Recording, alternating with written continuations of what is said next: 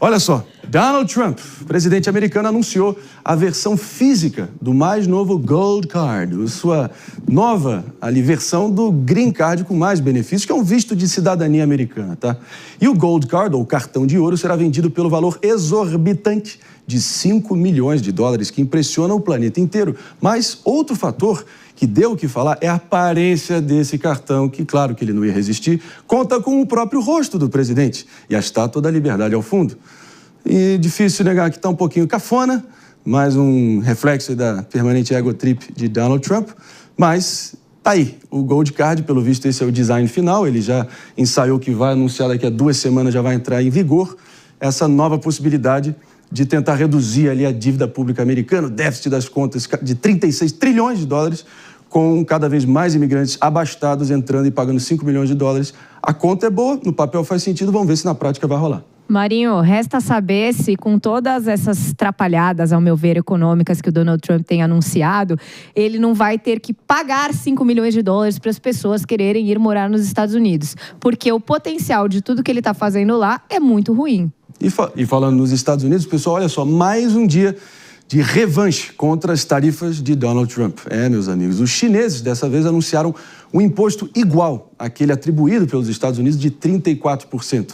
Fala-se tanto em reciprocidade, estamos vendo a retaliação, e com isso as bolsas mergulham em mais um dia ali diretamente para baixo.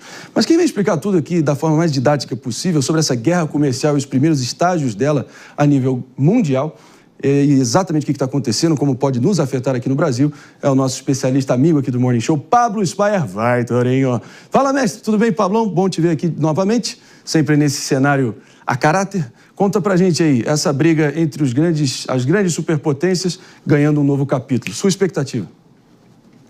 Olá, Marinho e toda a bancada do Morning Show e telespectadores de casa. Bom, é um novo capítulo muito importante, né? As bolsas estão mergulhando, na Europa as bolsas estão caindo mais intensamente do que ontem. Não só a China retaliou e botou 34% de imposto em todos os produtos americanos, né? Que é exatamente o imposto que o Trump tinha colocado em cima dos produtos chineses, mas também tomou várias outras medidas e, de novo, o Brasil vai sair o país mais beneficiado de toda essa briga, né? Ele, por exemplo, né, ele interrompeu a exportação de 7 tipos de terras raras para machucar o Trump. O Trump está muito interessado, por exemplo, nas terras raras da Ucrânia. Mas isso não é o que é bom para o Brasil. Por exemplo, ele interrompeu, o chinês, né, o Xi Jinping, interrompeu a importação de produtos avícolas, de frango, de 2 grandes empresas americanas. Bem como na vez passada que o Trump foi presidente, os chineses vão ter que virar o canhão de compra de produto agrícola para o Brasil, né? Vai ter que comprar frango, mais carne do Brasil. A China interrompeu a importação de sorgo, que é um grão muito importante, né? Interrompeu a importação de sorgo dos Estados Unidos. Lá na Bolsa de Chicago, a CME, né, a soja está caindo agora 3% na Bolsa. Os chineses ainda não anunciaram nada, mas os investidores estão achando que eles também vão parar a compra de soja lá dos Estados Unidos. Vão comprar soja da onde? Do Brasil. Balança comercial melhora, agronegócio exporta mais. O trigo está caindo agora 2,5% na Bolsa de Chicago. Os chineses não falaram nada do trigo ainda, mas já está todo mundo prevendo. Vai ter alguma retaliação no trigo também. Os chineses vão comprar trigo da onde? Do Brasil. Balança comercial para cima, dólar para baixo. Quando o Brasil exporta alguma commodity, derruba o dólar. Se derruba o dólar, melhora a inflação.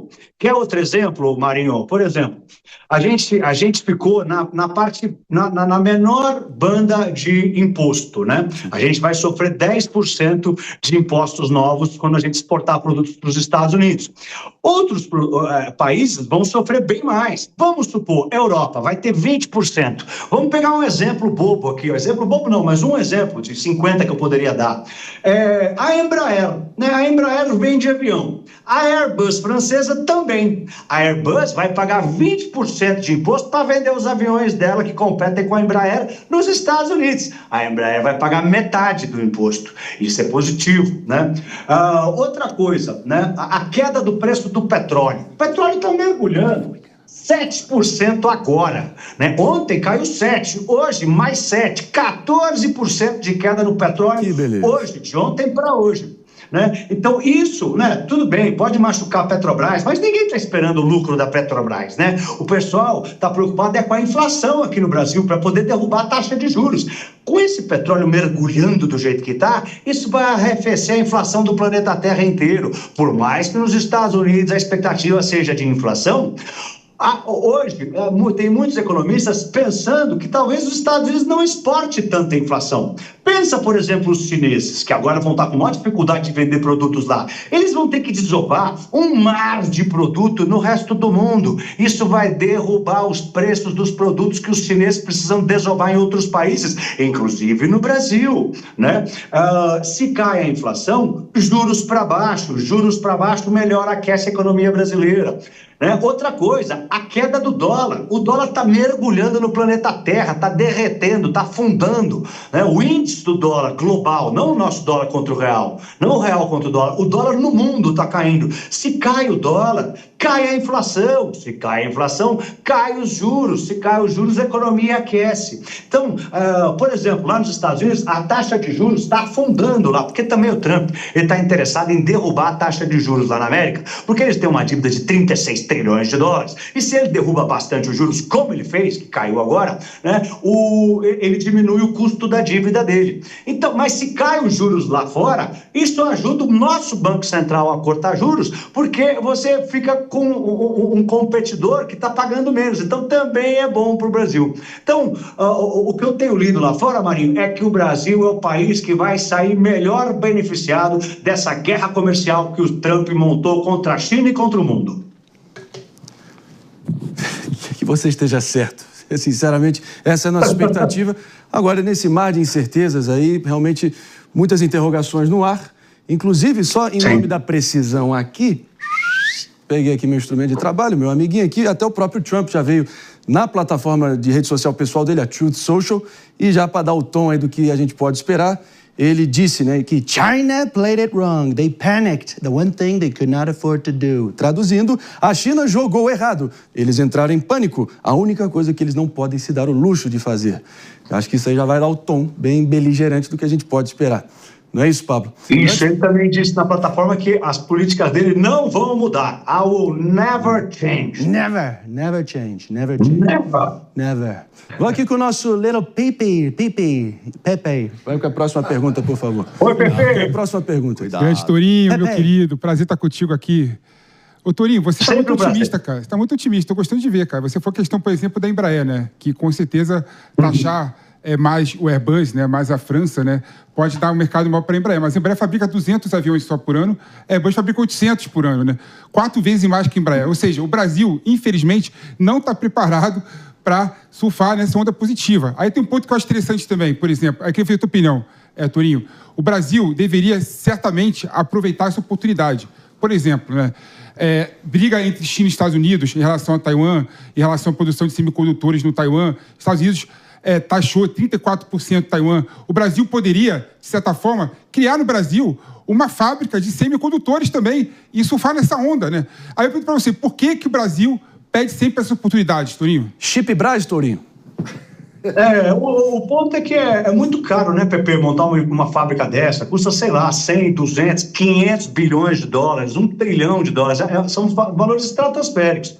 Então, e demora também, né? Você tem todo o custo de aprendizagem, você tem todo o tempo que demora para construir. Mas, por exemplo, no mercado de carnes, o Brasil está super bem posicionado. A China vai cortar, eventualmente, o consumo de carne lá dos Estados Unidos e vai virar o canhão para cá. Então, a gente tem que focar nos mercados que a gente já está posicionado. Você tem toda a razão. Nos mercados que não está posicionado, não tem o que fazer. Existe, sim, a gente aprender isso e tentar conseguir atrair investidores que queiram investir aqui no Brasil, montar essas empresas de altíssima tecnologia para que quando, né, tiverem todas montadas, a gente se beneficie aí do comércio global. É isso aí. Agora, há de se lembrar, né? Os Estados Unidos seguem sendo o maior mercado consumidor, até importador do planeta, assim, léguas à frente do segundo colocado. Então vai ter o impacto vai ser absurdo, né? E aí talvez o raciocínio ali por trás da equipe econômica do Trump é que realmente a China vende isso aqui bem alto para os Estados Unidos, enquanto os Estados Unidos vende isso aqui comparativamente para a China. E eles estão se perguntando, quem é que não quer uma guerra comercial? Provavelmente na cabeça deles é a China, que tem muito mais a perder do que eles mesmos. Mas claro que, enfim, esse julgamento ainda está em aberto. Vamos ver como é que vai se dar na prática. Mano Ferreira, quer comentar? Eu queria entender do Torinho o que é que ele acha desses mercados em que o Brasil tem condições de se posicionar de forma mais incisiva, diferentemente da utopia do PP, de começar do zero, coisas que a gente ainda não está posicionado. O que é que a gente precisa fazer para aproveitar essa oportunidade, para surfar essa onda sem aumentar o preço para cá? Porque você fala da gente exportar carne para a China, a minha preocupação é, eita, então a carne vai subir no supermercado para o brasileiro? Esse é o problema, né? Tudo que a gente for exportar mais para a China vai subir de preço aqui, sim, e vai pressionar a inflação. É por isso que eu estou tentando destacar, né? Quero olhar para o lado cheio do copo, de tudo que pode ajudar a controlar a inflação e consiga contrabalancear o que a China vai comprar da gente e pressionar para cima. Então, você tem a queda do dólar, que derruba o preço, a queda do petróleo, que derruba a inflação, a queda dos juros lá nos Estados Unidos, que ajuda a cortar os juros aqui, né? Essa onda de produtos chineses que eles vão ter que desovar no mundo, que pode derrubar os preços aqui. Mas sim, né, os produtos que eles vão comprar vão ser pressionados para cima. Né, no quesito aquilo que o Marinho falou também, né, é verdade. Os Estados Unidos é 1/4 do PIB do mundo e a China é 20% do PIB do mundo. Então, eles dois são 45% do PIB do planeta. Todos os outros países são 55%, sendo que os Estados Unidos é muito mais consumidor e a China é mais exportador. Então, sim, é verdade, né?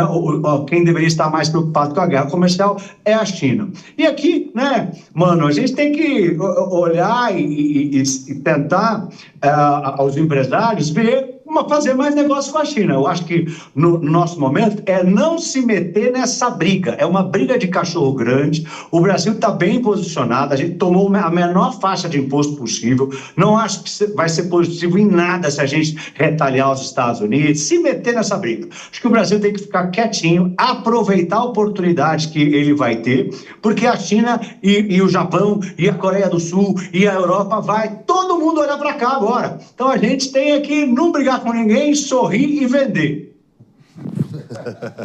Eu acho que durante a sua fala, Pablo, eu lembrei, acho que de uma fala do ex-ministro Paulo Guedes, lá em Davos, na Suíça, onde ele disse que o Brasil tem que dançar com os dois, né? Tem que dançar valsa com a China e dançar com os Estados Unidos. Você lembra dessa? Eu acho que foi uma boa analogia. Paulo Guedes grande. Uma bela analogia. David de Tarso, Aninha? Vamos com o David, então, pergunta final. O Brasil é um amigão da galera, né? Tem que ser assim, tem que funcionar dessa forma. É isso aí. Assim. David. Você quer fazer? Não, posso perguntar. Torinho, tudo bem? Prazer estar aqui com você mais uma vez. A minha pergunta diz respeito aos impactos dessa guerra comercial toda no valor do dólar. Porque a gente sabe que, em face ao real, a gente está vivendo um momento aí de um dólar muito alto. Isso afeta vários aspectos práticos da nossa vida. Tem alguma previsão de como isso vai nos afetar? Então, o dólar está caindo muito forte no mundo, né, desde ontem, com o aumento dos receios de uma recessão nos Estados Unidos e uma recessão global, uma recessão, né, que se espalhe pelo mundo, né, uma desaceleração do crescimento econômico. Né? O pessoal está preocupado com estagflação nos Estados Unidos. PIB parado, quem sabe até caindo um pouco, e inflação acontecendo. Por isso, os investidores estão tirando o dinheiro dos Estados Unidos, estão mandando para outros lugares. Para você tirar o dinheiro, o dólar cai, eles estão vendendo o dólar, né? Também, né, está tendo uma fuga de investidores para ativos seguros. O ouro bateu máxima histórica, está subindo há um tempão. O título de renda fixa nos Estados Unidos, né, evaporaram mais de 3 trilhões e meio de dólares das bolsas de Nova York ontem e hoje. São 20 trilhões de reais que evaporaram. Boa parte do dinheiro dos investidores que conseguiu vender, eles estão comprando título de renda fixa dos Estados Unidos. Né? E o título de renda fixa, né, ele é pré-fixado, então o preço dele é inversamente proporcional à rentabilidade. Então o preço do título de renda fixa está subindo, mas você vê na renda rentabilidade que está caindo muito, né? A rentabilidade do título de renda fixa mais seguro do mundo, que hoje é o T10, que é o título do Tesouro Direto pré-fixado de 10 anos lá nos Estados Unidos, caiu para baixo de 4%, porque está todo mundo correndo para lá. E caindo esses juros, né, os Estados Unidos, isso significa que o dólar também está fraquejando. Você tira interesse de outros países mandarem dinheiro para os Estados Unidos para investir em renda fixa lá, porque está pagando menos. Então, se menos gente manda dinheiro para os Estados Unidos, menos gente compra dólar, né? E o dólar tende a cair mais. Então, o que a gente está vendo agora é um movimento de enfraquecimento global do dólar que pode nos beneficiar, né? Também tá, não é à toa, o dólar ontem bateu 5,60, eu nem vi agora onde está o dólar, deve estar, né? Eu não vi, mas fraquejou bastante, está fraquejando o mundo. Então, isso pode ajudar o Brasil, pode ajudar todos os países emergentes, né? E ajudar na inflação aqui em casa. O papo está dinâmico, o papo é excelente, como sempre, Tourinho, mas eu vou aqui acionar o nosso PP com a última pergunta e a gente segue adiante. Grande Tourinho. Tourinho, só fazer um esclarecimento. Eu não falei que o Brasil tinha que criar uma fábrica do zero, mas poderia, por exemplo, trazer TSMC de Taiwan para o Brasil. A minha pergunta bem rápida para você é a seguinte, né? Tem uma teoria que sempre volta em relação aos Estados Unidos, né? E fala que o Trump está querendo isso também, que é a teoria da busca da desvalorização da moeda, né? Do dólar, né? Para o produto americano ficar mais barato fora. Você vê que tem sentido essa teoria, considerando essas últimas decisões do Trump, ou isso é teoria da conspiração mesmo? Não, eu acho que tem sentido, né? Mas a desvalorização do dólar seria uma derivada da queda dos juros. Ele quer derrubar os juros, né? E para derrubar os juros tem que derrubar o dólar, né? Porque a dívida americana é impagável. São 36 trilhões de dólares. É um negócio impensável. É só imprimindo dinheiro que vai gerar mais inflação. Então ele não quer fazer isso. Então ele com toda essa bagunça que ele está fazendo, ele está derrubando com força os juros. O que ele está derrubando? Ele está derrubando $1 trilhão a dívida em 2 dias.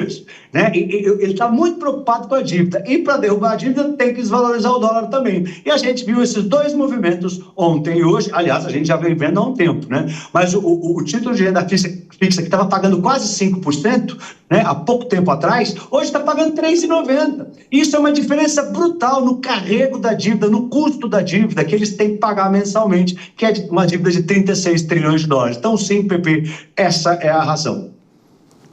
É isso aí. Antes da gente seguir adiante, o papo tá bom, vamos com o Mano Ferreira, tem a pergunta final aqui e a gente conclui. Tem uma pergunta. O Thomas Sowell, grande decano da Universidade de Chicago, do alto dos seus 94 anos, deu uma entrevista ontem avaliando esse pacote de tarifas do Trump e ele está muito pessimista. Ele comparou que para a economia americana pode ter um efeito semelhante à Grande Depressão. Você acha que ele está muito pessimista ou é por aí? Não, acho que ele está certo, né? No caso da Grande Depressão, a solução deles, né, foi aumentar os impostos, fazer algo parecido, mas eles aumentaram em torno de 20%. E o tiro saiu pela culatra e essa foi uma das razões pela qual a crise é a maior crise da história, né? Durou 10 anos a crise da Grande Depressão de 1929, foi só em quase 1940 que acabou a crise. E eles fizeram isso, eles tinham subido os impostos para produtos, né, que eram importados pelos Estados Unidos e o tiro saiu pela culatra. Acabou sendo muito mais dolorido. E hoje, os dos Estados Unidos é muito mais, acho que é 3 vezes mais, digamos assim, globalizado, né? A negociação com o planeta é 3 vezes maior do que era na Grande Depressão. Então, ele tem razão. Na época da Grande Depressão, a solução foi fazer algo parecido com o que o Trump fez e o tiro saiu pela culatra. Diferença é que na Grande Depressão os Estados Unidos não tinha 36 trilhões de dívidas e numa situação assim quase insolúvel, né?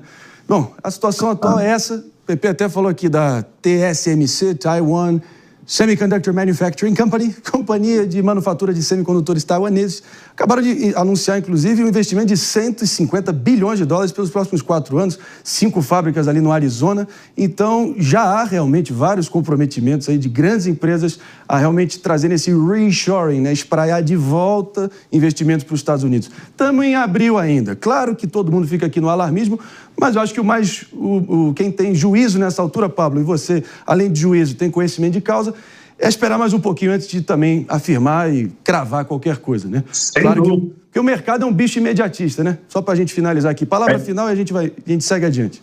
É isso aí. E também tem que lembrar que a China foi o primeiro país a retaliar. Nós estamos vendo aí o Macron falando para nenhuma empresa francesa investir mais nos Estados Unidos. A comissão, a Ursula, a presidente da Comissão Europeia, também disse que vai ter uma retaliação. O ministro da Economia da Alemanha falou que eles têm que se unir para retaliar. O Japão ainda não fez nada, a Coreia do Sul não fez nada. Tem muita gente ainda para falar. A China foi só a primeira. Então, tem muita água para passar debaixo dessa ponte. Então, tem muito mercado para acontecer e muita volatilidade à vista.